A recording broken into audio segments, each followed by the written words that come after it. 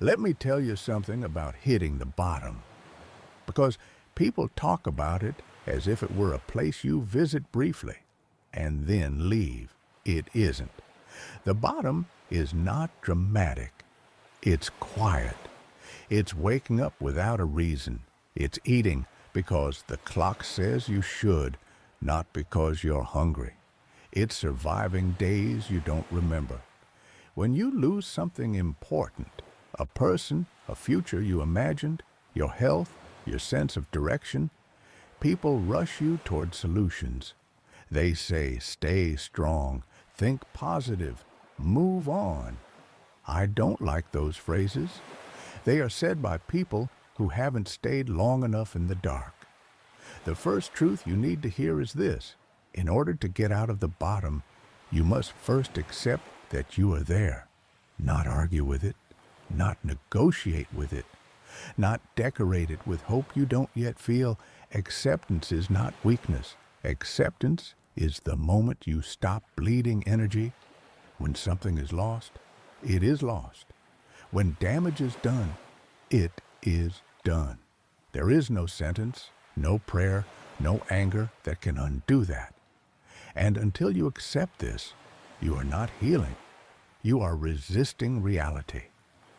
Depression often begins not with sadness, but with exhaustion. You are tired of fighting what already happened. You are tired of pretending you are fine.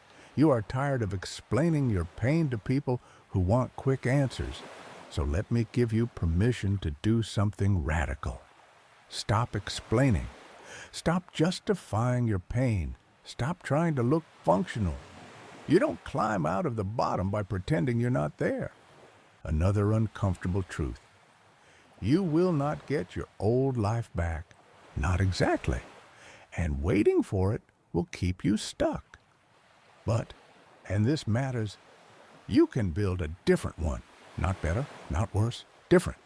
Grief and loss change you. They narrow you, slow you, sharpen you, if you let them. People think depression is the absence of strength. It is not.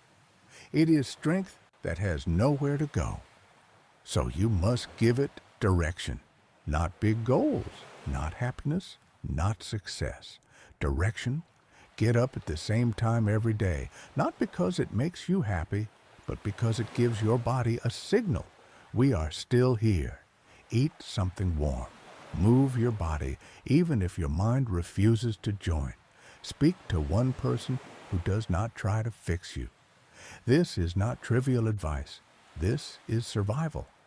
Do not search for motivation. Motivation comes after movement, not before it. Another thing no one tells you: you are allowed to miss what hurt you. You are allowed to grieve things that were bad for you. Loss is confusing like that. Do not shame yourself for it, and please understand this clearly. Depression is not cured by understanding why you're depressed. Insight helps, but action heals. Tiny action, embarrassingly small action. One step taken while hopeless is worth more than 1,000 thoughts about change. Now let me speak about time. Time does not heal you. Time reveals what you are willing to carry. If you carry your loss like a punishment, it will crush you.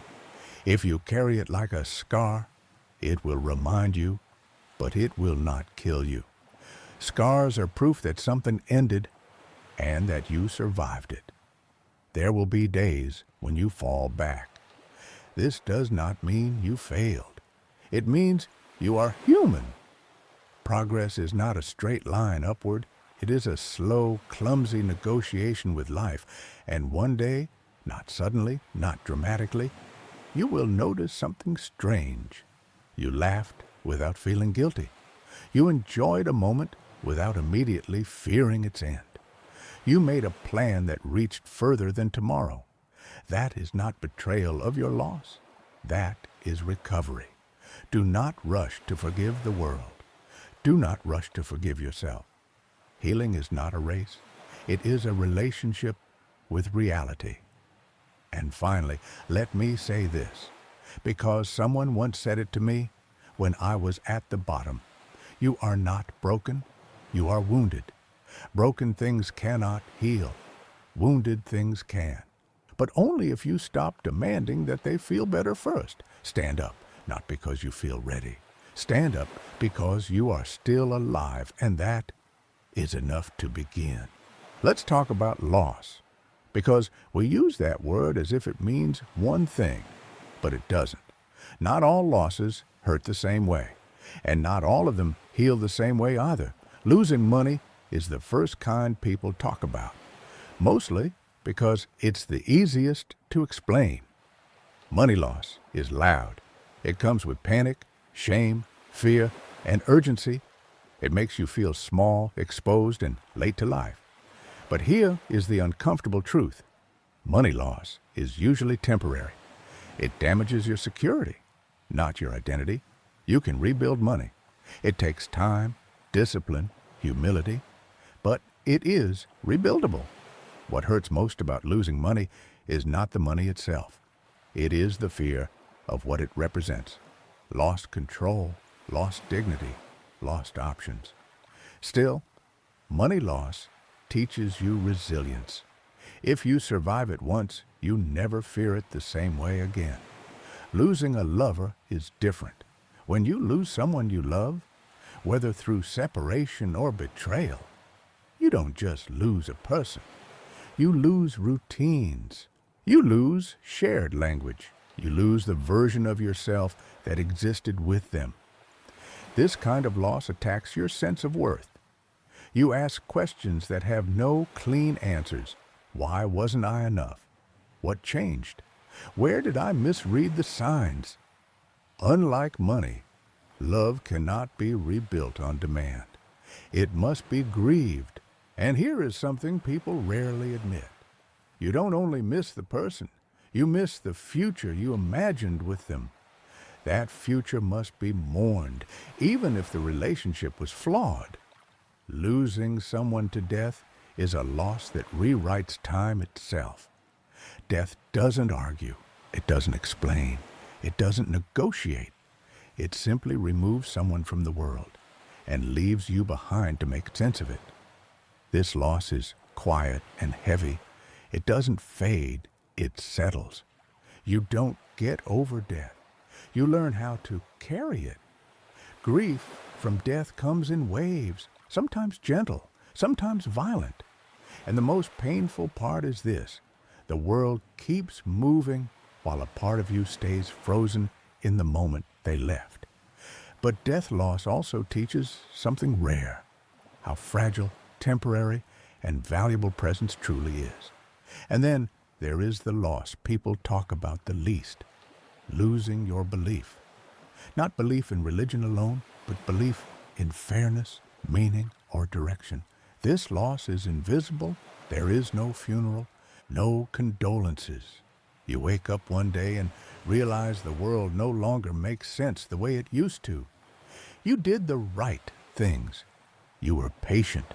You tried to be good, and still, life didn't respond the way you were promised.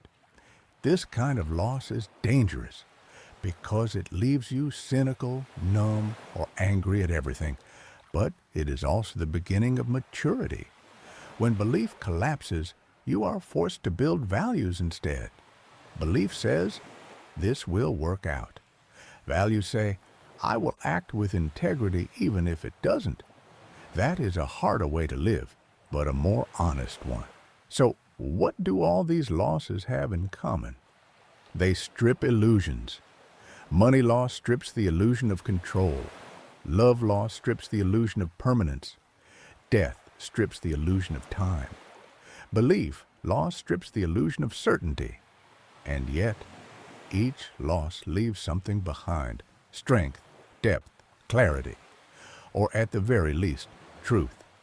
Loss does not make you wiser by itself. Reflection does. If you allow loss to teach you, it doesn't destroy you, it reshapes you. And that reshaping is how a human life deepens.